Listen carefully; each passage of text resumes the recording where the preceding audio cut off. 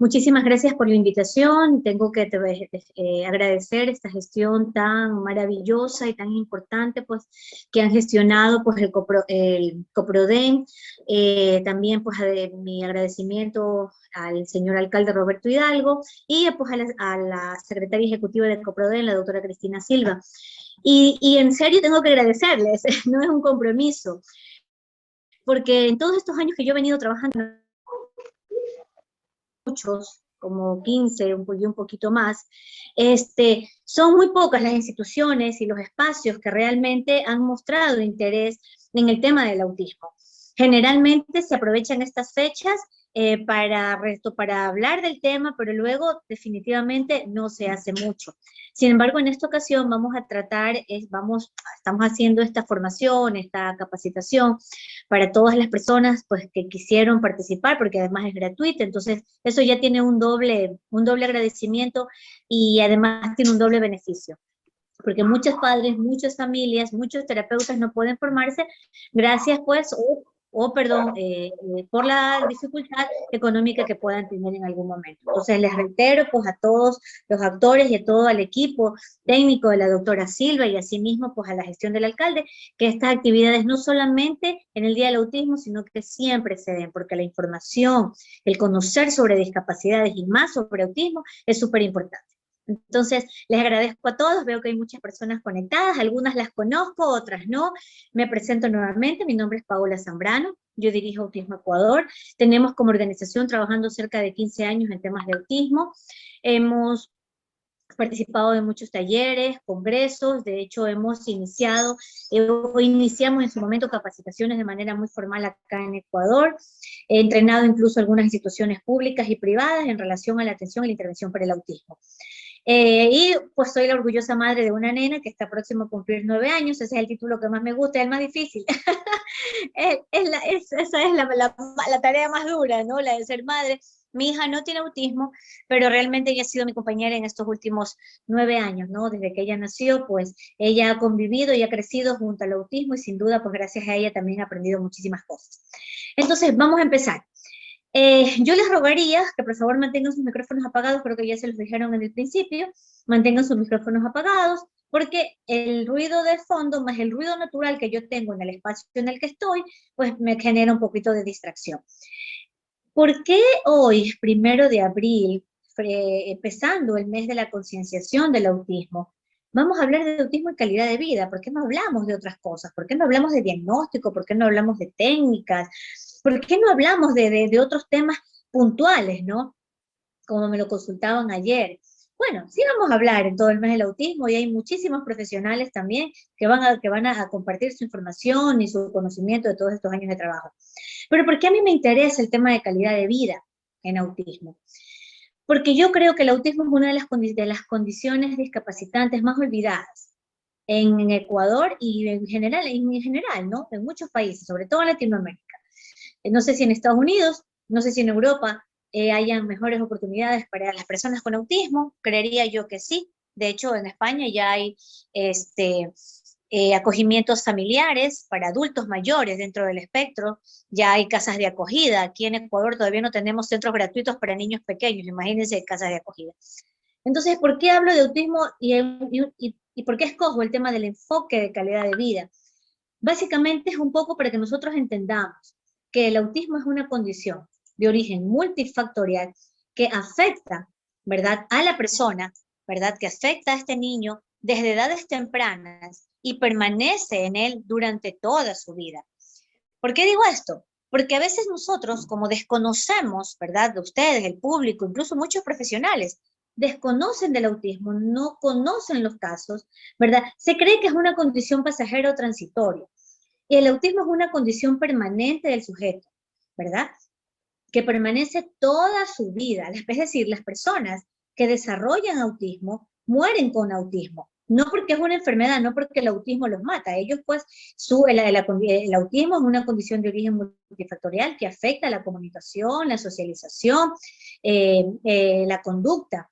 el contacto visual, las personas con autismo tienen de pronto ciertas dificultades en algunas áreas relacionado a la interacción social, pero no es que el autismo es una enfermedad que los lleva a la muerte, eso también es importante aclarar, porque yo escucho mucha gente, ¿no? Incluso a veces hasta en entrevistas, periodistas, no me ha tocado, que mencionan las personas con autismo como las personas que sufren de autismo, ¿verdad? Y realmente del autismo no se sufre, de lo que se sufre son de las limitaciones que dadas a la falta de políticas públicas y a la falta de espacios terapéuticos de calidad, de eso sí, ¿verdad? Carecemos. Y de eso sí sufren las personas con autismo, de no tener estos espacios. Pero el autismo como tal no es una enfermedad que los mate. Y obviamente que tampoco es contagioso, que no es pasoso. Eso también es importante saber, ¿no? Porque a veces en la inclusión educativa nos damos cuenta que las familias no quieren que sus hijos, o que ciertos padres no quieren que sus hijos tengan compañeritos con autismo porque creen que esta condición va a ser transmitida, ¿no? A sus hijos regulares. Entonces, retomo nuevamente el inicio. ¿Por qué hablamos de calidad de vida? ¿Por qué hablamos de un enfoque de calidad de vida?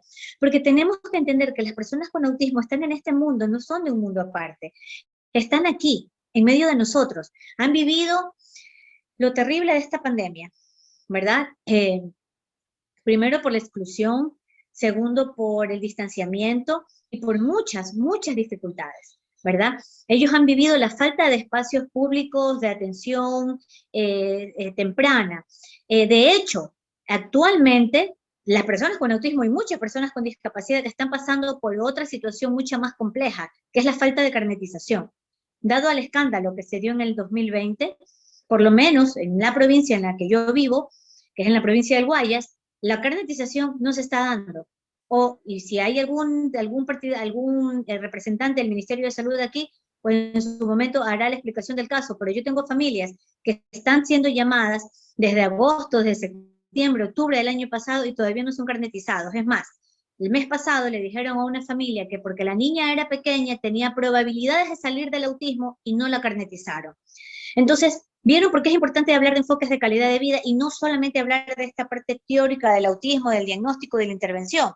Porque nosotros, los actores sociales, ustedes, los terapeutas, los padres, los familiares, la gente, la sociedad civil, es parte integral del desarrollo de las personas con autismo. Ustedes, los consejos cantonales, ¿verdad? Los consejos de participación ciudadana, los ministerios, son parte de esto, ¿verdad? Que es el enfoque de calidad de vida de las personas con autismo. Es importantísimo entender, ¿verdad?, que el autismo es una condición, ¿verdad?, discapacitante que no siempre viene acompañada de otras afectaciones, es decir, de otras discapacidades. Sin embargo, si no me equivoco, en el 2016 el Ministerio de Salud, ¿verdad?, le da la categorización de una discapacidad psicosocial, porque hasta antes de esa fecha hablábamos del autismo como una condición incluso de retraso mental. Teníamos muchas personas dentro del espectro que tenían un carnet donde decía que tenían discapacidad mental, que tenían retraso mental, que tenían, discapacidad intelectual o retraso mental era la categorización que les daban en el Ministerio de Salud para en ese caso, en ese tiempo era CONADIS, todavía, no, miento, ya era el Ministerio de Salud. Pero desde antes siempre se los categorizó así. Desde el 2016 el Ministerio, en una reevaluación del proceso, determina que se los califique como discapacidad psicosocial.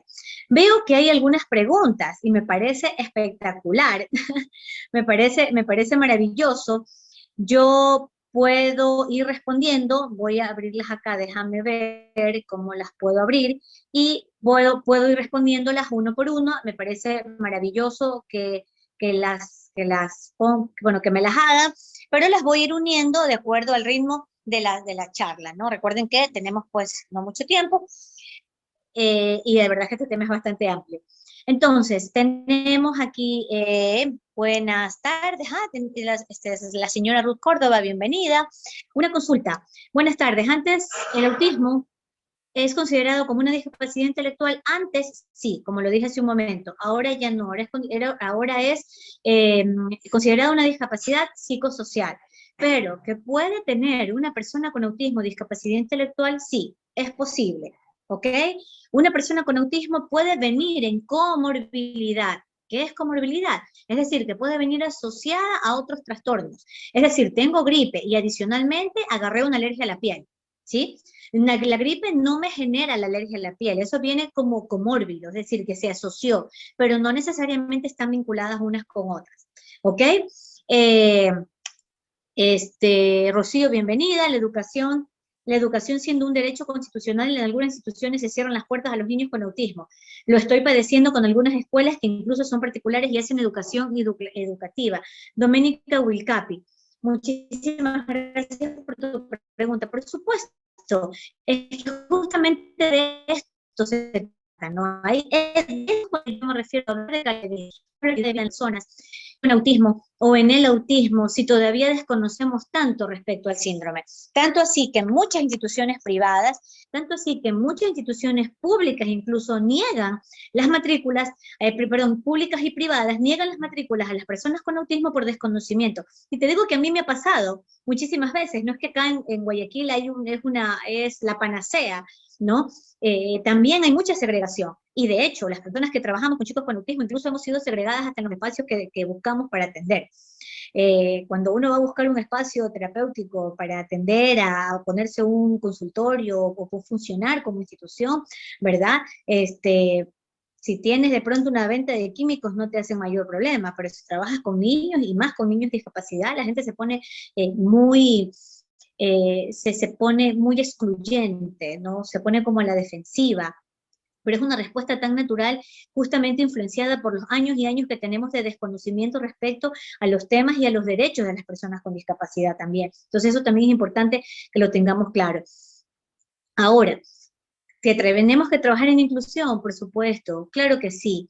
Hay muchas formas de trabajar en inclusión. ¿Cuál es la primera forma? ¿O cuál es el primer paso que tenemos que hacer? Hablar del tema, hablar del autismo. Y ahí los padres tenemos, o tienen los padres, la bandera. Hay muchos padres que cuando reciben el diagnóstico de sus hijos, prefieren no hablar de la condición, prefieren no compartir de este tema, no hacer partícipe de la familia de este tema. Situación que yo la respeto muchísimo, y mi equipo lo respetamos muchísimo, pero ¿en qué no estamos de acuerdo? En que no se hable, en que no se comparte información, porque para muchos padres cuando reciben el diagnóstico, esa es la primera vez en su vida que ellos escucharon la palabra autismo. Y así como estos padres, hay un montón de gente afuera en la sociedad que no conoce del tema. Entonces los padres son los principales difusores, sí, ¿no? Está correcto, difusores de información. Los padres son los primeros, son como estos comunicadores, ¿no? Como estos estandartes del diagnóstico de sus hijos. No es que vamos a hablar de nuestro hijo en sí, pero hablamos del autismo y somos como corresponsables de la información que se difunda. Entonces, cuando no compartimos sobre autismo, cuando no hablamos de autismo en nuestra familia, en nuestro medio, en nuestro contexto, sin duda, definitivamente, estamos negándole a este niño la oportunidad de incluirse socialmente. Otras de las cosas que suceden en relación a la inclusión de las personas con autismo, y que creo que sí lo dije, solo que no lo profundicé al principio, es el desconocimiento. Hay un desconocimiento absoluto de leyes, hay un desconocimiento absoluto de información, de métodos, de técnicas, de todo, ¿verdad? Que no nos permiten avanzar en el tema de la inclusión para personas con autismo.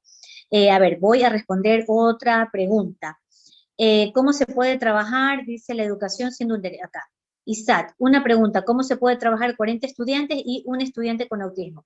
El acuerdo 295 del año 2013 nos da una tablita dentro de todo, de todo lo que él nos habla.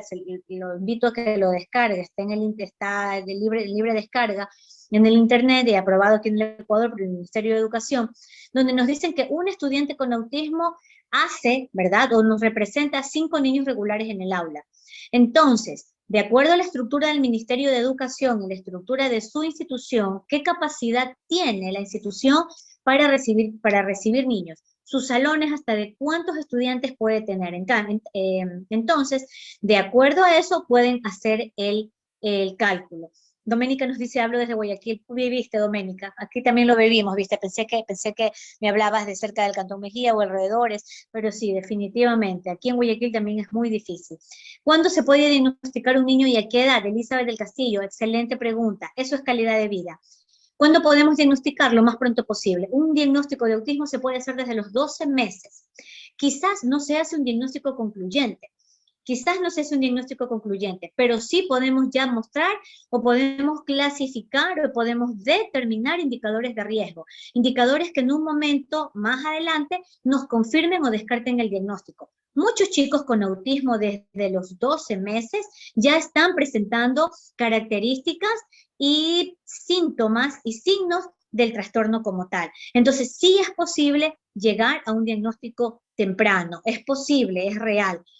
Luego, desde los 12 meses, ya se pueden hacer diagnósticos tempranos, y luego, ya les digo, con el tiempo, con la terapia, con la intervención, llega un momento que lo que vamos haciendo es evaluando si efectivamente este niño que fue diagnosticado, que fue puesto en situación de riesgo, que es como yo le llamo, los niños hasta los 3 años, yo siempre los pongo en diagnóstico de riesgo. ¿Por qué le digo diagnóstico de riesgo? Porque puede ser que por deprivación, que puede ser que por falta de estímulo, puede ser por situaciones familiares o incluso físicas y de salud, el niño no haya llegado a un desarrollo óptimo suficiente. Pero a partir de los 3 años, indistintamente del estímulo que estos chicos hayan tenido o de que este niño haya tenido en su vida, ¿verdad? En su desarrollo ya es posible generar un diagnóstico que lo más probable es que ya sea el definitivo. Y eso es calidad de vida. En nuestro país, los diagnósticos se están haciendo súper tarde. Es más, yo estoy, bueno, siempre los tengo, ¿no? Pero coincidentemente, para que vea, para un poco como para ejemplificar, ¿no? Siempre tenemos diagnósticos tardíos. Yo estoy evaluando ahora a una nena de 14 años, si no me equivoco, ¿verdad? Donde los padres siempre han sospechado que algo falta, ¿verdad? Eh, perdón, que algo falta, que algo sucedía, es que me distraje con un mensaje, que algo sucedía, pero nunca lo tuvieron tan claro, sino hasta ahora que vamos ya a terminar un diagnóstico, una evaluación, perdón. Entonces, el diagnóstico se puede hacer temprano, y eso también es calidad de vida, reconocer, actualizarnos, informarnos. Lamentablemente, los espacios públicos, el Ministerio de Salud no está preparado para hacer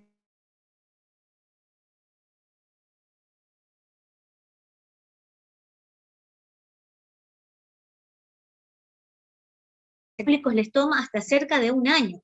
Y de hecho, en algunos hospitales, sobre todo los de la seguridad social, no les hacen y no les dan un informe.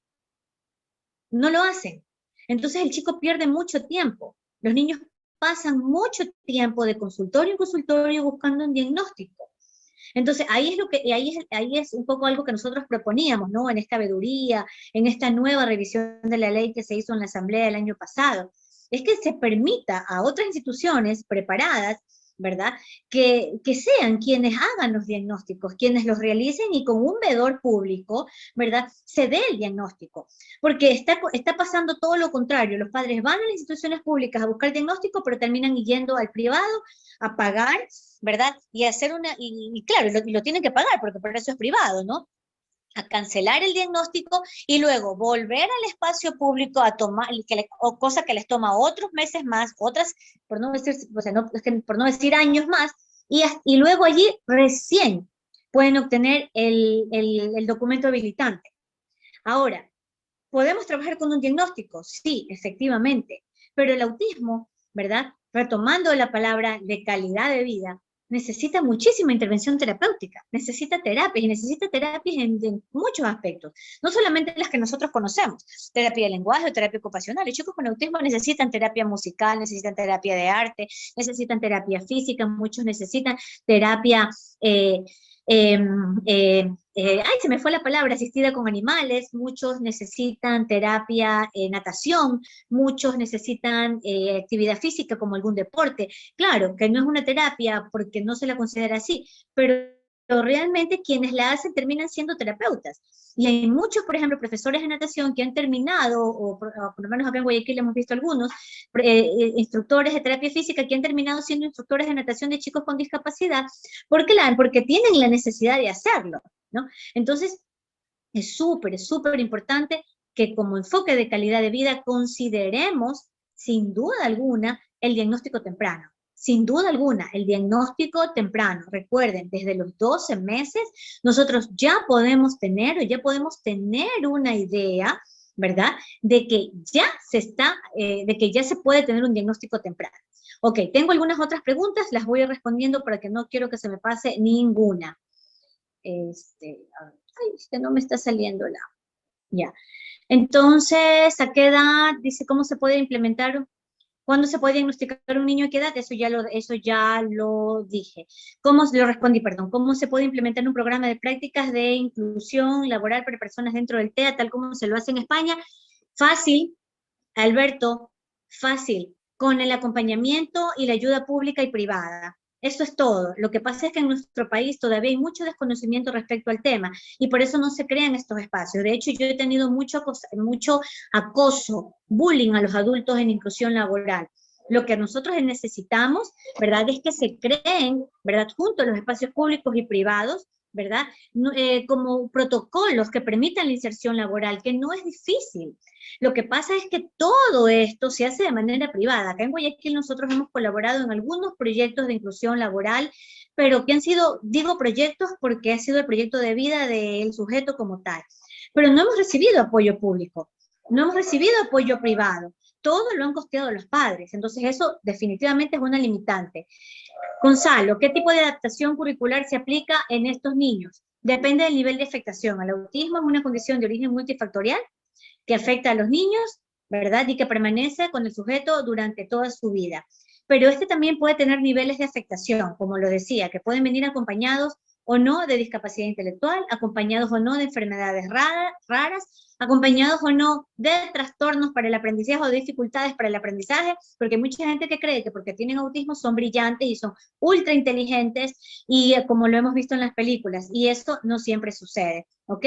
Entonces, las adaptaciones curriculares, de acuerdo a lo que nos dice el documento, el acuerdo 295-13, se dan de acuerdo al nivel de afectación y a las necesidades, básicamente, de la persona que va a ser incluida. ¿A qué edad el diagnóstico final? El diagnóstico final ya está a los 3 años. El diagnóstico final ya está a los 3 años, sin mucha vuelta, porque las características de desarrollo hasta los 3 años, como la socialización, la empatía, la comunicación, ya se puede evidenciar. Y de hecho, los instrumentos estándares a nivel internacional para diagnosticar autismo ya están adaptados hasta niños de 12 meses. De hecho, el ADOS, que es uno de los más conocidos, que no es la panacea, que yo ahora lo veo que lo publican mucho y que ya, pues ya eres lo más si tienes un ADOS, realmente lo que evalúa, lo que puede calificar para evaluar autismo no solamente necesitas el instrumento, sino también la capacitación, el entrenamiento y la experiencia. Entonces, esos instrumentos ya están adaptados incluso para ser aplicados desde los 12 meses. Ok, ya queda un diagnóstico definitivo, eso ya te dije, bueno, lo acabo de responder, ¿no? Puedo ya a los 3 años, bueno, de pronto a los 5, como para esperar, como para ser prudentes, podría ser, pero desde los 3, en mi experiencia, yo he visto que las características no han cambiado.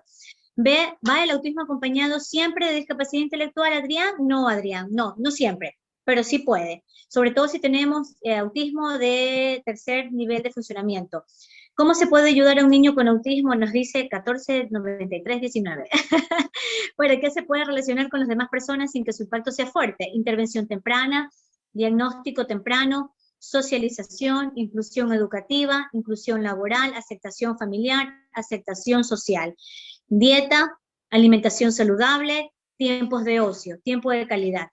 Y son muy costosos los tratamientos. ¿Por qué? ¿Por qué no hay ninguna ayuda del gobierno, Elizabeth del Castillo? Porque no sé en el resto de las provincias, porque veo que hay gente de algunas provincias y eso es maravilloso, pero en Guayaquil, por ejemplo, no existe ningún centro gratuito específico para autismo. Hay centros que dan atención de manera general. Ay, sí, Paola, pero ¿no crees que es muy exagerado eso de trabajar solamente en autismo? Bueno, si yo tengo una afectación cardíaca, yo quiero que me atienda un cardiólogo, que se especialice en cardiología, que su vida sea un corazón, que desayune corazones, almuerce corazones y meriende corazones. Yo no quiero que me atienda alguien que eventualmente haga cardiología. Entonces, por eso sí es importante que hayan espacios especializados. Hay especialistas que me han dicho que espere 8 años, ya que aquí en Ecuador no hay especialistas. No, si hay especialistas, por favor, me tienen a mí, y esto lo digo sin el menor ego. Los digo con muchísima humildad. Claro que hay, y no solamente yo, tenemos aquí en Guayaquil a gente maravillosa que ya está evaluando, tenemos a María Isabel San Martín, tenemos, bueno, de mi equipo a Gabriela, tenemos a Andrés Boza, tenemos también, bueno, Vanessa Guayamada en su momento también estaba haciendo informes y evaluaciones muy buenas y muy, muy válidas. Claro que hay gente que puede hacer diagnósticos tempranos, por supuesto. Lo que pasa es eso, ¿no? Ante el desconocimiento se generan se genera muchos estereotipos también sociales sobre el tema, ¿ok? Hay especialistas, yo les digo que sí hay. Yo les digo que sí hay. De hecho, hay mucha gente, muchos chicos con los que yo no puedo trabajar porque no puedo articular, no puedo abarcarlo todo y no es mi interés y que los derivo a otros profesionales que trabajan muy bien. Dentro del Ministerio de Salud ecuatoriana, en articulación con la Universidad Simón Bolívar, a nivel del Minedu, de Escuela Especializada Ordinaria, recientemente se aplicó una encuesta y dentro de ella una batería de diagnóstico de edad temprana a personas con condición autista, ya que supuestamente porque no existen hasta la fecha en Ecuador herramientas de diagnóstico y algunas personas están siendo mal diagnosticadas. Miren, yo les voy a decir algo y lo digo con todo respeto y con esa honestidad que a mí siempre me ha caracterizado. Decir que no existe es básicamente desconocimiento absoluto. Es como que si yo les diga en este momento no hay un buen neurólogo en Guayaquil, sí hay, claro que hay. Que no sea mi amigo o que yo no sea partidaria de su forma de trabajo, eso no significa que deje de existir. Que no hay un instrumento ecuatoriano, por favor, no existe es muy probable que Colombia no tenga un instrumento colombiano, un instrumento peruano, pero hay estándares, ¿verdad? No hay no sé, pues no, a mí se me ocurre en este momento, ¿verdad? Los electrodomésticos, ¿verdad? Muchas cosas que nosotros importamos, ¿verdad?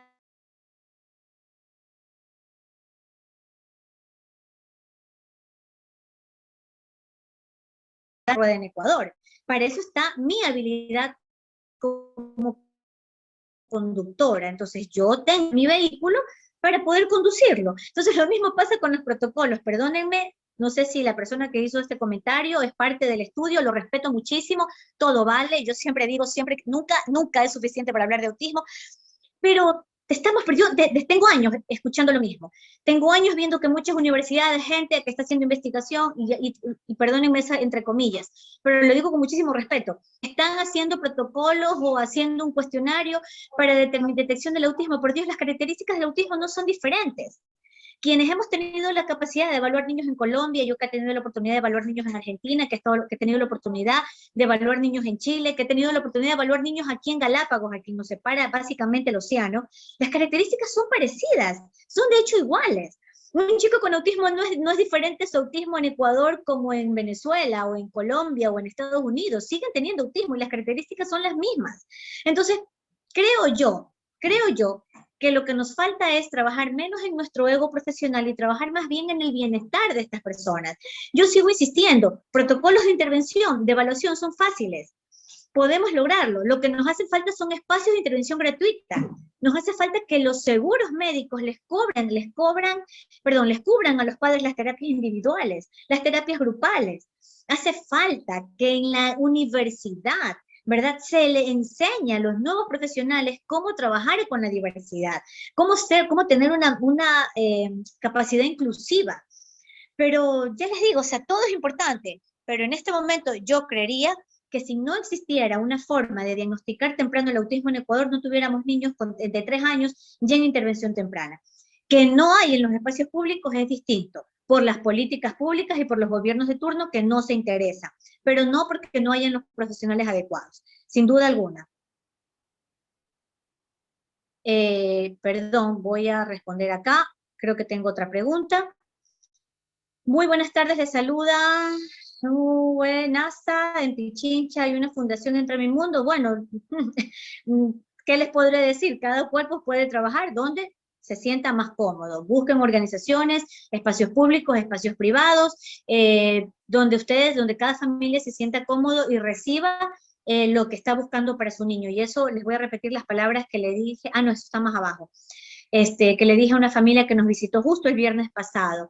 Es muy difícil ir a un lugar y, y recibir todo lo que necesitamos para nuestro niño si nosotros no sabemos como padres qué es lo que ellos necesitan. Entonces, cuando el padre sabe lo que su niño necesita o tiene la idea, ¿verdad?, de lo que él necesita, va a llegar al lugar adecuado. Bueno, entonces, saludos. Una pregunta: ¿qué tan severas llegan a ser las conductas de las personas con autismo? Desde tan inocentes como, no sé, como reírse de un chiste no muy chistoso, a tan severas como el suicidio. Las personas con autismo pueden presentar muchos problemas conductuales, ya les digo, muy básicos, desde no querer sentarse hasta el suicidio. Así de sencillo. Por eso el autismo, hay 3 niveles de afectación y en cada nivel de afectación presentan una sintomatología específica. ¿Cuántas clases de autismo hay? Tenemos más que clases, categorizado en 3 niveles, porque incluso antes, en el manual de diagnóstico anterior, en el DSM-4, se hablaba de autismo en la niñez, autismo, trastorno desintegrativo de la infancia, y bueno, y un montón de cosas. Ahora, en el DSM-5 hablamos de trastornos del espectro autista, ¿ok? ¿Qué es el trastorno de déficit de atención con hiperactividad? Andreita, ese es un tema de otra charla. Si me invita nuevamente nuestro querido alcalde, la doctora Silva me vuelve a invitar, podemos hablar de hiperactividad un largo tiempo, ¿ok? Hay otras inquietudes con respecto, bueno, retomando entonces el tema de calidad de vida, y uniendo para no dejar sin responder totalmente, porque no te voy a poder, Andrea, responder todo lo que me preguntas sobre déficit de atención. Sí podemos encontrar personas dentro del espectro del autismo con alteraciones o con afectaciones con hiperactividad. Podemos encontrar personas dentro del espectro con déficit de atención y podemos encontrar personas dentro del espectro con déficit de atención a hiperactividad. Es más común de lo que se piensa, pero no es algo así como dicho, como exacto, ¿no? Como que todo niño con autismo puede tener déficit de atención. Básicamente ellos tienen dificultades para conectarse, tienen dificultades para concentrarse, prestar atención en lo que en ese momento se les muestre, ¿no? Ellos, las personas con déficit de atención, con déficit de atención e hiperactividad, generalmente tienen sus propios intereses, ¿ok?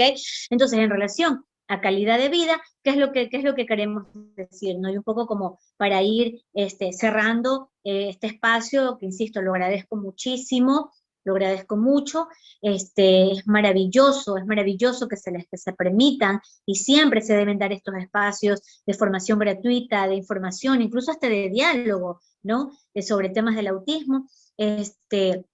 Cuando hablamos de calidad de vida, no solamente nos referimos al diagnóstico, no solamente nos referimos, perdón, a la terapia que el niño pueda recibir, nos referimos a todo, a las políticas públicas, nos referimos al acceso a la educación. De hecho, por ejemplo, ahorita yo no sé hasta qué punto se haya organizado ya como Ministerio de Salud una campaña por ejemplo, de vacunación a las personas con discapacidad y a sus cuidadores, por ejemplo. No sé si se haya pensado en ellos como primera línea. Personas que por la pandemia han estado encerradas en sus casas y que la pandemia les ha afectado muchísimo. Y ahí sí voy a hablar un poquito más allá, y no solamente con autismo, con otras discapacidades, ¿no? Y que han empeorado gracias a la pandemia al no poder salir a sus terapias. Entonces, eso es calidad de vida. Eso es calidad de vida, es pensar en la persona con discapacidades, es pensar en la persona con autismo en su total integridad. Salud, educación, ocio, derecho a la natalidad, derecho al control natal, derecho a la vida, al ejercicio de su sexualidad, el derecho sobre sus derechos, ¿verdad? El cuidado, el derecho a la salud, o sea, a todo realmente. Por ejemplo, algo que se estableció en la ley en su momento y que nunca se ha cumplido, y es que los cuidadores de personas con discapacidad deberían estar afiliados al Seguro Social, ¿verdad? Y esto, pues lamentablemente, no se ha hecho, ¿no? O por lo menos no en todos los casos. Entonces es muy compleja, ¿no? Hablar de enfoque de calidad de vida nos permite pensar en un contexto justo, en un contexto social más equitativo, nos permite pensar en una sociedad más inclusiva, pero no solamente de aquella que nos abre el paso cuando eh, queremos cruzar la calle, o que no ceden el paso en un asiento en el bus público, no ceden el primer paso en la línea, en el banco o en una fila para hacer una cancelación. No, ese no es el tipo de inclusión social que queremos, sino es realmente a esa inclusión que va acompañada de los derechos, esa inclusión que va acompañada de políticas públicas, a esa inclusión que va acompañada de conocimiento, que cambia la realidad de las personas con autismo. Es recomendable, Isaac nos pregunta nuevamente, ¿es recomendable que un estudiante esté en grados con muchos estudiantes? Como usted dice, calidad de vida, por supuesto, claro que no, claro que no. De hecho, yo creería que ninguna sala, en ningún colegio del mundo debería superar los 25 niños. Peor si hay un solo docente, pero lamentablemente no se da, ¿no? Sobre todo en muchos espacios públicos, educación pública, todavía, aunque se supone que ya no debe de existir, hay gran número de estudiantes, y entonces se educa, pero realmente se pierden otros aspectos, ¿no?, importantes de los chicos. Tal vez el DSM-5 lo podemos descargar del internet, o desde se lo pueden subir, claro, Odila Cornejo, gracias por tu comentario, sí, está gratuito, incluso el CIE 11 también lo puedes descargar. Si no está todo, puedes descargar, sí, de DSM-5 y autismo, y ahí te ponen toda la categorización y cómo hicieron, y cómo clasificaron el autismo. Y miren esto, una de las personas, una persona del equipo, ¿verdad?, de profesionales que hace esta revisión del DSM-5 es justamente la autora de uno de los test más conocidos de diagnóstico e intervención temprana, ¿no? Entonces, por eso les digo yo, como que estar dando la vuelta si primero es el huevo o la gallina, yo creo que hay otros aspectos en los cuales como sociedad, como universidad, como academia, como ministerios, deberíamos preocuparnos más. Es como, no sé, ya les digo, no quiero pecar de ser muy rígida o de estar en contra de lo público, porque no, de hecho he sido funcionaria pública mucho tiempo, y siempre he sido convocada a espacios públicos y hago mi mejor trabajo posible, pero por lo mismo que he estado en el espacio público es que siento que los recursos deben ser mejor utilizados, que hay muchísimos espacios. No es como que si yo, les repito, me compro una máquina de ultrasonido y porque es hecha en Estados Unidos significa que no va a poder hacer un buen ultrasonido a un ecuatoriano, no tiene nada que ver. Muchos instrumentos aún sin estar estandarizados, nos pueden llevar a un diagnóstico. Hay la posibilidad de diagnóstico temprano, sin duda. Claro que la hay. Desde los 12 meses se pueden hacer diagnósticos tempranos y no hemos necesitado un instrumento propio. Si se puede tener, sería chévere, pero no es la prioridad. O sea, no puedo destinar todo mi trabajo, toda mi intención social en un solo tema. Creo yo que no se debe, ¿ya? Como padres, pareja, hermanos, abuelos, como sociedad, ¿cómo podemos apoyar activamente la educación tanto como el aprendizaje? Elizabeth Sánchez, de Coproden. Pero claro que sí, este es nuestro trabajo como padres, como parejas, como hermanos, como los abuelos, difundir, capacitar, hablar, informar, que no nos dé vergüenza hablar de autismo, que no nos dé vergüenza mañana poner un símbolo en nuestros estados. A veces compartimos memes, a veces compartimos cosas que por último hasta atacan la integridad del otro, chistes o machistas o feministas que no tienen nada que ver, pero no podemos compartir información sobre autismo, por favor, que todo este mes sea de información, hablar con nuestras familias sobre el diagnóstico, buscar información. Hay mucha información, lamentablemente no toda es idónea, pero algo sirve.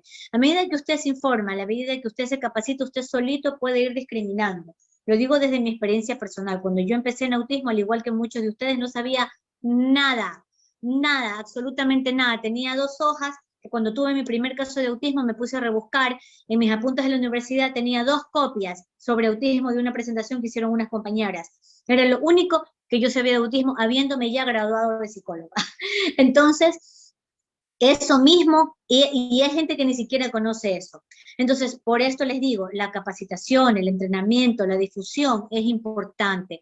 Gracias a ustedes que como Coproden están haciendo este tipo de formación y síganlas haciendo en todos los aspectos, porque se necesita.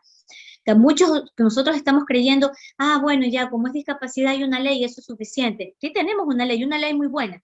De hecho, ahora se quiso como revisar. Nosotros presentamos un borrador, pero con muy pocas modificaciones, porque en general nos parece que es importante, que es buena. Hay cosas pequeñas que se deberían mejorar, pero no es que no sirve, somos nosotros los que no estamos capacitados. Cuando me llega un chico con autismo y no lo recibo por desconocimiento, soy yo el culpable, no es la sociedad, no es el padre, no es el niño que tiene autismo el culpable, soy yo que como profesor, que como escuela, que como institución, no me conviene, porque doy prioridad a mi ingreso, ¿verdad? A mi beneficio económico, perdón, ingreso económico iba a decir, porque doy prioridad a eso y no realmente a mi vocación, ¿no? De educador. Eso es lo que realmente sucede, porque los padres también somos parte de esta discriminación, porque los padres de niños regulares no queremos que nuestros chicos se eduquen con niños con autismo o con niños con discapacidad, porque estamos constantemente cuestionando la práctica inclusiva, siendo padres de niños regulares. Pero el padre del niño regular no cuestiona constantemente esta práctica excluyente que tienen otras familias. Entonces, creo que por allí parte sensibilidad, socialización, empatía, apoyos. ¿Cuántos de ustedes pues pueden apoyar a otras familias que tengan chicos con autismo? ¿Cuántos tíos, cuántos abuelos aquí nos hemos quedado un fin de semana con mi sobrino, con mi nieto con autismo, para cuidarlo, atenderlo, para conocerlo un poquito más? Entonces, creo que ahí está básicamente nuestro principal aporte, informarnos. Creo que desde la información que nace realmente la diferencia. Ana Cristina, ¿cómo ayudar a los padres de estudiantes con autismo? Lo que te dije, lo que dijo ahorita Ana Cristina, capacitación, información, búsqueda, entrenamiento. Hay muchos padres que ya sus hijos tienen 15, 20 años y no tienen una revista, nunca leyeron algo sobre autismo en la vida. Entonces, ¿qué podríamos esperar de eso, no? Doménica, los padres y su entorno junto con los terapeutas son el mayor apoyo de autoeducarse, por supuesto, es así, definitivamente, definitivamente, hay que formarse, hay que capacitarse, hay que entrenarse, no tener pena. Los padres a veces, como sé qué sé yo, tienen otra profesión no relacionada a la educación o no relacionada a la psicología, creen que si leen, que si buscan información sobre este tema, no la van a entender. Por el contrario, hay muchos temas y hay mucha lectura que es muy suave, muy sencilla, muy clara de leer, que más bien somos nosotros los que no nos permitimos realmente aprender, ¿no? Entonces, no sé si hay otra pregunta más, por ejemplo, eh, lo que nos preguntaba Elizabeth, quizás aquí como sociedad, ¿qué podemos hacer como sociedad, Elizabeth? Yo creo que comprometernos realmente a la transformación, hacer realmente un proyecto que no sea solamente asistencial, porque de eso también pecamos a veces en los espacios públicos. Tenemos tantas ideas, tenemos tantas cosas, pero nos quedamos en el asistencialismo, ¿no? Y no generamos realmente un nuevo cambio. Yo he propuesto a algunos consejos cantonales en algunas provincias que creen una política cantonal para el autismo, que no tiene que ser una política disímil, que creen un protocolo, ¿no? De intervención para el autismo, como una intervención temprana, ¿no? Presupuestos para capacitación a los GATS, a las guarderías, a todos estos espacios sociales, donde llegan los chicos y donde se necesita profesional capacitado. Capacitación temprana, entrenar a esos neurólogos, por lo menos hacer una derivación temprana. Pero uno de los graves problemas que nosotros mayormente encontramos es que en la salud pública muy pocos pediatras, ¿verdad?, derivan al niño a evaluación temprana. Aparte que hay mucha rotación de personal y eso no nos ayuda. Por eso cuando los padres me dicen, Paola, ¿tú qué opinas sobre los espacios públicos y privados? No porque yo lidere un espacio privado, pero yo creería que es donde los padres encuentran un poco más de alivio y de tranquilidad. Porque en los espacios públicos resulta que yo hoy hablé con Juanita sobre el caso del niño, pero en un mes está Pepita. Juanita no dejó ninguna carpeta, Juanita no dejó un informe, Pepita toma el caso sin saber nada, el niño vuelve a empezar. Después de 3 meses, Pepita salió, contrataron a Cristinita. Cristina retoma el caso. Es como un peregrinar de las familias, es como un peregrinar de los chicos dentro del diagnóstico como tal, de autismo a las vacunas infantiles, a Diana. Eso es una teoría que todavía está en discusión. Hay familias que sí lo creen, hay otras que no. Yo lo que creo, y es algo que también lo hemos propuesto y que no nos han escuchado, es que el carnet de vacunación, y esto lo digo con sustento científico porque hay médicos que lo avalan y que creen que sí puede ser posible hacerlo así, y es de que nuestro calendario de vacunación es muy seguido. Entonces, que se pueda vacunar a los niños no más de una dosis por vez, ¿ok? No más de una vacuna por una dosis, no por vez. Está bien, una dosis por vez. Es decir, que un niño jamás vaya a vacunarse y se le pongan 2, 3, 4 vacunas. Eso es lo que también se ha discutido, porque hay países, hay sociedades, hay grupos teóricos que dicen que las vacunas sí, pero hay otros que no. Si me preguntan a mí, desde mi criterio personal, yo creería que no en el 100%, porque si no todos tuviésemos autismo. Pero sí creería que hay algún factor determinante en estas inoculaciones químicas, ¿verdad?, que podrían generar o detonar. Pero ya te digo, si fueran las vacunas, pues todos tuviéramos autismo, ¿no? Todos realmente la situación sería un poco más compleja. ¿Ok? Yo creo que he terminado. Me avisan si todavía nos queda un poquito de tiempo para responder o no para seguir respondiendo o ya despedirme, aunque ya casi me queda nada de preguntas. Los padres en su entorno, puede deberse la autismo, ya se lo respondí. ¿Cuál puede ser el origen de esta condición? Bueno, hasta ahora se habla de un origen multifactorial, ¿no? De un origen, de un detonante genético que lamentablemente pues no nos da una respuesta concluyente.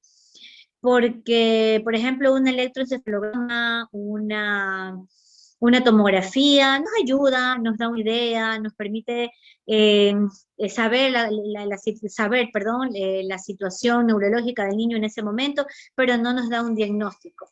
Entonces, eh, todavía no se conoce el origen, ¿verdad? Así como, a ver, no se conoce el origen como desde una postura unánime, pero definitivamente pues se cree que es multifactorial y que sí tiene una base genética, ¿no? Hay ciertos detonantes genéticos que pueden determinar en un niño el desarrollo de la condición como tal. Es muy complejo, yo sigo leyendo, sigo buscando siempre y la verdad es que todavía no encuentro una respuesta que me dé como, que satisfaga mi necesidad o mi pregunta. ¿Cuál es el papel del profesional de la salud y de educación en el cuidado de un niño con autismo? Su gestión. Su gestión es de promover sus derechos. Creo que eso es lo más importante, eso es lo primero que debemos hacer.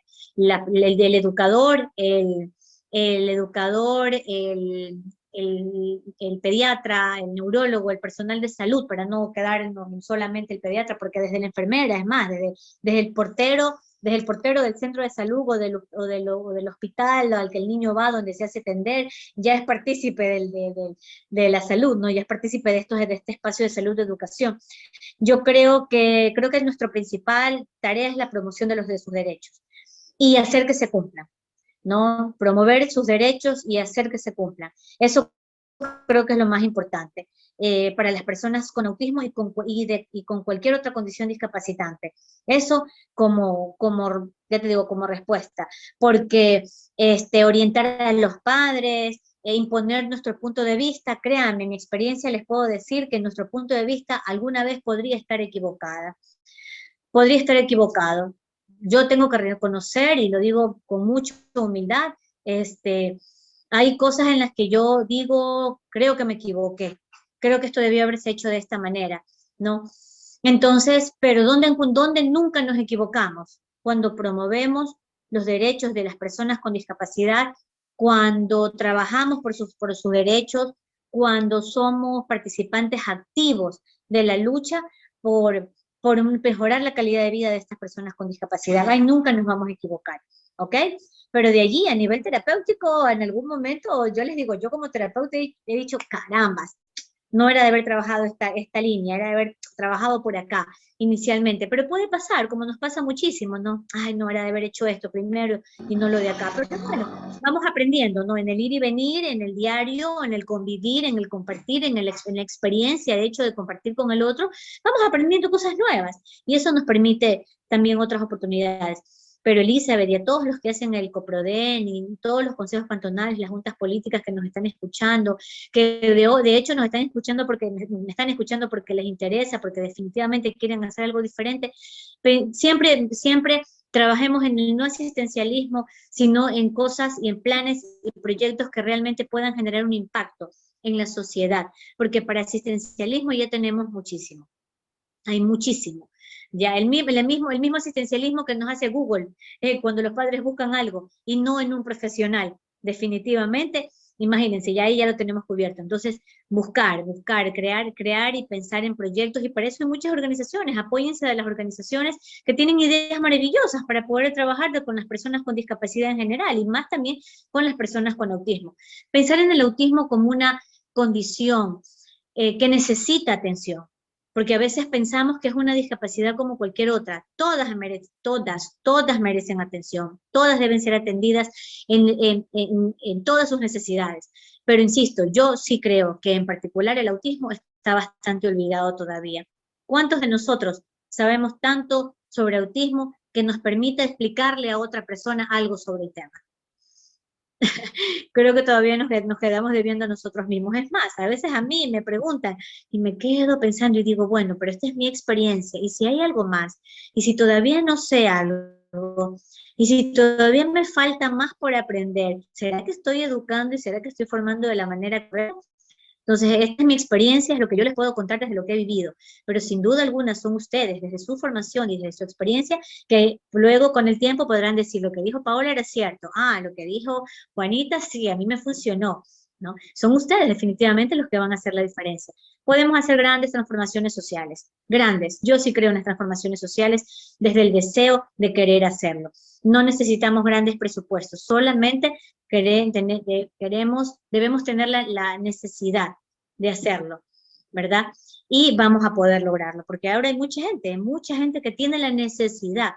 O sea, trabajar por los derechos de las personas con autismo ya no es como algo raro, es realmente algo que se necesita. ¿Se puede prevenir el autismo, Elizabeth? No, no se puede prevenir porque, como te decía, el autismo todavía no hay un consenso, ¿no? Esto lo causa. Se cree que hay múltiples factores que lo detonan, pero al no encontrar todavía ese pin, ¿verdad? Ese puntito, esa situación, esa circunstancia, ese efecto, esa hormona, esa proteína, no sé, en el sujeto que genere el autismo, entonces no se puede prevenir. Lo que sí podemos hacer es que cuando tenemos familias de personas con autismo y quieren tener estos padres otros hijos, entonces nosotros pues los guiamos un poquito con un protocolo que es muy conocido, que es el protocolo biomédico, donde les sugerimos a los padres, por ejemplo, en el caso de la mamá, ¿no? Evitar el consumir lácteos, consumir gluten, evitar la contaminación por metales pesados, evitar el contacto con sustancias químicas fuertes, evitar consumir alimentos ricos en omega, suplementos adicionales de DHA para la nueva madre gestante y ese tipo de cosas. Pero aún así eso no garantiza que tu nene no pueda tener autismo, ¿no? Que no es un niño, ¿no? Que es el nuevo hijo. Veo aquí otras preguntas. Me dicen, por favor, si es hora de cortar. ¿Cuáles son los niveles de autismo? Esos, como les decía, están en el DSM-5, encontramos 3 niveles, 1, 2, 3, siendo el 1 el de menor afectación, es decir, los chicos que sí o sí no tienen discapacidad intelectual. Los de mediano nivel de funcionamiento, es decir, los de nivel 2, que pueden tener afectación intelectual como no, es decir, que pueden estar más agudizados sus síntomas, pero no necesariamente tienen afectación intelectual. Y los de nivel 3, que sí o sí tienen algún deterioro neurológico evidente. Y generalmente son los de autismo severo. ¿Y se puede prevenir? No. ¿Existen pruebas para detectar y diagnosticar el autismo? Claro, existen pruebas clínicas, ¿no? Tenemos el ADOS, el ADIR, el MCHAD, que son screenings, tenemos algunas pruebas neurológicas, neuropsicológicas, que nos permiten, pero todo es clínico. Una tomografía, una resonancia magnética no diagnostica el autismo. Lo que sí nos da es una imagen, nos da una idea de en qué condiciones está el sujeto, pero no, perdón, si no hay un daño neurológico, pero no nos da el diagnóstico. Eso sí se puede hacer. Y de hecho es recomendable. Nosotros lo recomendamos, sobre todo cuando el niño muestra algún indicador de afectación, los enviamos a hacer. Es muy necesario. Pero sí, a los 2, 3 años el niño no presenta ningún indicador de deterioro neurológico, lo que le decimos al papá es vamos a esperar, entre los 5 y 6 años hacemos toda esta valoración nuevamente para ver qué sucede, ¿no? Con respecto al autismo, Carlos nos pregunta, aplicado en instituciones educativas, ¿existen guías pedagógicos o algún tipo de información relevante para poder abordarlo? Sí, autismo Burgos, autismo León, autismo Madrid, autismo, bueno, en España eh, y por eso bueno, voy a responder, perdón, y luego comparto mi idea. Eh, hay muchas guías y protocolos españoles sobre inclusión educativa, inclusión laboral, educación sexual para las personas con autismo. Sí se puede, hay unas guías muy bonitas, que les pueden servir. Ajá, esas las pueden buscar, están en el internet. Sobre todo, mi consejo personal es que no busquen aquellas que sugieran la terapia conductual como primera y única terapia, porque es verdad que sirve, pero no es lo único que tenemos. Tenemos un montón de alternativas que es solamente cuestión de buscar. Pero sí, por supuesto que hay muchas guías que nos pueden ayudar, pero la guía más importante es el conocimiento propio del niño. El conocimiento del niño y de su necesidad, de su capacidad, del nivel de afectación.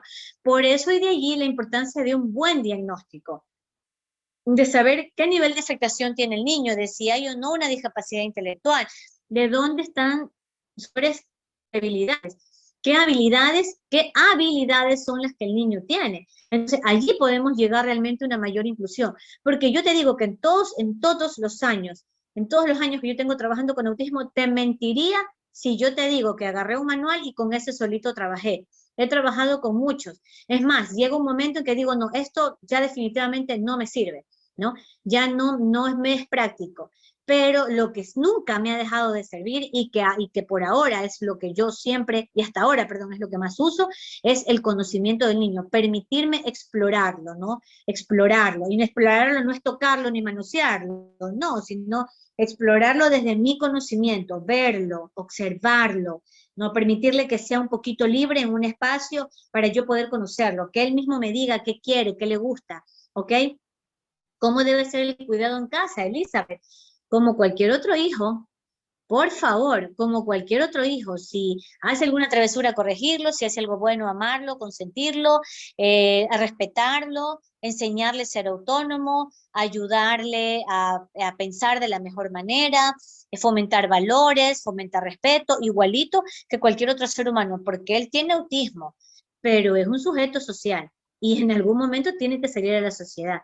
Entonces, eso es importante, ponerse de acuerdo entre padres, generar diálogo a nivel de la familia, evitar agresiones. A los chicos con autismo no les hace bien desarrollarse en un ambiente agresivo. Hay muchas familias que tienen muchas discrepancias emocionales, afectivas, económicas, y el niño es el centro de todo esto, ¿no? Los padres discuten mucho, pelean, se agreden, discuten, y todo el niño lo está presenciando. Con o sin autismo, ese ambiente no es grato para ningún niño. Entonces, en casa el ambiente debe ser un ambiente cálido, un ambiente de paz, un ambiente de mucho amor, de diálogo, de tolerancia, de aceptación a su diagnóstico. Eso es súper, súper importante, es muy necesario. ¿Ok? Listo, entonces, Elizabeth, dígame si ya estamos con el tiempo o nos extendemos un poquito más. ¿Hay alguna otra pregunta que quieran hacerme? Creo que he respondido todas las preguntas que me han hecho, ha sido muy interesante. Me gusta más este tipo me gusta más este tipo de intervención, ¿no? Donde podemos ir respondiendo las inquietudes de los participantes porque son las dudas que ustedes tienen, ¿no? Son las necesidades de información que ustedes tienen y bueno, y para eso estamos nosotros, para poder abordarlas en su momento, ¿ok? Yo siempre las órdenes, pueden seguirnos en nuestras redes sociales, nos encuentran como Autismo Ecuador. Tenemos el hoyito, es una pieza de rompecabezas con unos pajaritos. Estamos en Instagram, estamos en Facebook también, ahí nos pueden encontrar.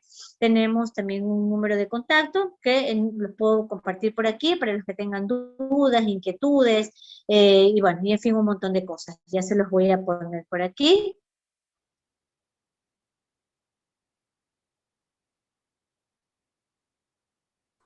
Ajá, 098-223-088, ay, aquí se me fue. Ya voy a revisar para confirmar. Ya, entonces, La oportunidad, listo. doctora, de repetir el número, por favor. Muchas gracias. Sí, a ver, Elizabeth, a ver, espérame un ratito, se me apagó la cámara, pero aquí estoy, no se me vayan, no me abandonen, aquí estoy. Sí, como estoy concentrada con ustedes, tenía una duda con el número. Ya se los voy a poner aquí. 09 009 8223-0887. Ese es nuestro número, ahí siempre está Magali Olmedo, feliz y contenta de poder atender sus inquietudes también. ¿Existe algún estudio sobre la expectativa de vida de unas personas con autismo? Sí, muchísimas, muchísimos, y te voy a dar la respuesta. Las personas con autismo pueden vivir 100 años si no se enferman de nada, como cualquiera de nosotros.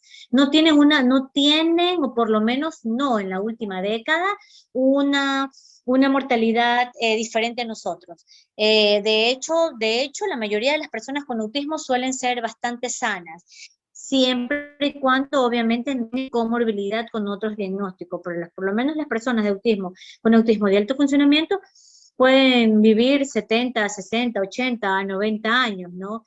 El pronóstico de la expectativa de vida es larga. Complicada, sí, eso sí, porque hay mucha desinformación. Bueno, en España ya hay casas de acogida, sobre todo de los adultos con autismo, cuyos padres ya murieron. Entonces, eso acá en Ecuador todavía no hay, y eso tortura a muchas familias en la actualidad, que piensan qué va a hacer de sus hijos cuando ellos no estén. Eso todavía no hay acá en Ecuador.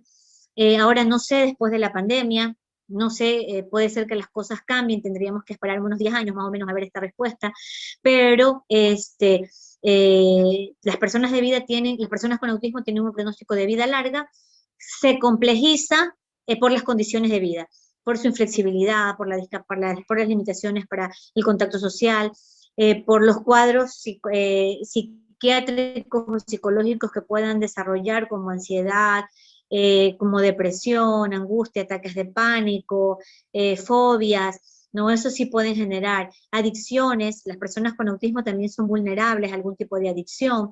Entonces, eso sí. Enfermedades de transmisión sexual tampoco están exentos, porque muchos tienen la necesidad de hacer ejercicio de su sexualidad, y obviamente pues en el desconocimiento pueden también ser víctimas de este tipo de situaciones, o también ser vulnerables, también desde ser vulnerados sexualmente, justamente por sus limitaciones en la comunicación. Ellos están expuestos a todo. Ellos están expuestos a todo, lamentablemente están expuestos a todo. Y eso es difícil, es muy duro para las familias escucharlo, pero es la verdad. Entonces, por eso, ¿vieron? Más que nunca, yo creo que nuestro compromiso es de difusión, de información, de compartir, de hablar de autismo, de que la gente conozca y se interese por el diagnóstico como tal, para que así podamos evitar muchas cosas que pueden causar daño en los chicos, el desconocimiento y ese tipo de cosas. Lo bueno de los TEA es que ahora hay internet y Netflix para entretenerse en casa, pero eso no es todo. Es más, imagínate todas las personas, imagínate una persona que esté todo el día en su casa solamente viendo Netflix. O sea, yo te puedo decir que en la actualidad, de hecho mañana que voy a hablar sobre autismo en un live, pueden seguirnos desde Instagram, voy a hacer un live sobre autismo y la pandemia, un año de la pandemia. Yo les puedo decir que muchos chicos han empeorado su conducta, se han deteriorado físicamente gracias al Netflix y al internet, porque al tener eso se enclaustraron en eso y dejaron de hacer actividad física, no fueron más a las terapias, no se relacionaron socialmente, no buscaron espacios de ocio, que claro, que yo sé que son difíciles ahora, pero que ellos pues básicamente, en ellos quedaron allí, ¿no? Sin mucho que hacer. Oiga, Eli, avíseme si ya debo cerrar, porque me dijeron 1 hora y yo llevo 1 hora y pico. No quiero ser imprudente ni mucho menos invasora del espacio y del tiempo del otro. Lo bueno de los TEA, bueno, eso ya te respondí, Alberto Játiva, no, o sea, ayuda, ¿no? Como nosotros, viejo jueves en la tarde, frente a un feriado, no podemos salir por nuestra propia seguridad. Qué lindo, una peli, una comidita en casa que podamos compartir, qué rico. Pero eso, todo un año, imagínate lo difícil que puede ser. El trastorno del desarrollo neurológico no especificado está dentro del autismo, en el DSM-4 sí. El trastorno del desarrollo no especificado sí. En la actualidad se lo diagnostica sí, mucha gente que no quiere dar un diagnóstico cerrado o que lo duda. Yo tengo muchos colegas que me envían este tipo de diagnósticos. ¿Sabes qué, Pau? Tengo duda, para mí es un trastorno del desarrollo no específico, quiero que lo veas tú y dime el tema, ¿no? Si es o no un autismo. Puede ser, bueno, mis compañeros pues, que son más prudentes, pero hay gente que le dice a los padres que este es un diagnóstico definitivo, y no, generalmente no lo es, ¿no? Generalmente están vinculados íntimamente al autismo como tal. ¿Ok? Bueno, entonces, creo que he respondido a todas sus preguntas. Perdón, buenas tardes, doctora. Doctora, buenas tardes, si me permite una preguntita nomás. Muchas gracias por su buena experiencia. En su trayecto profesional, tal vez ha habido casos en que ha habido padre o madre con autismo y su hijo nace igual, o no, tal vez. Sí, por supuesto, hemos visto casos, de hecho, miren, no lo dije, hemos tenido casos en los cuales los padres traen a evaluar al niño por autismo, pero quienes han tenido autismo son los padres. Por lo menos uno, no sé, no, los dos no me ha tocado. No te puedo hablar de esa experiencia porque no la he tenido, pero uno sí, por lo menos uno de los papás. No es algo muy frecuente, no me ha pasado uno de cada 5, pero puedo decir que uno de cada 200 diagnósticos que hemos hecho, uno de los padres también ha estado vinculado o tiene autismo y solo que no ha sido detectado a tiempo. Porque, ojo, y esto también está dentro de calidad de vida, pero creo que se me pasó, no sé si se me subió la página aquí en la computadora, que no lo vi como los apuntes, pero eso también sucede.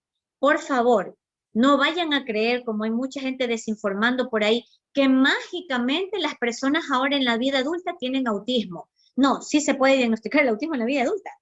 Por supuesto, usted puede tener 40 años y recién enterarse que tiene autismo. Básicamente por el desconocimiento que hay. La persona adulta con mayor edad que yo he evaluado dentro del espectro tuvo 53 años hace 4 años. Ahora ya está de 57 a cumplir 58.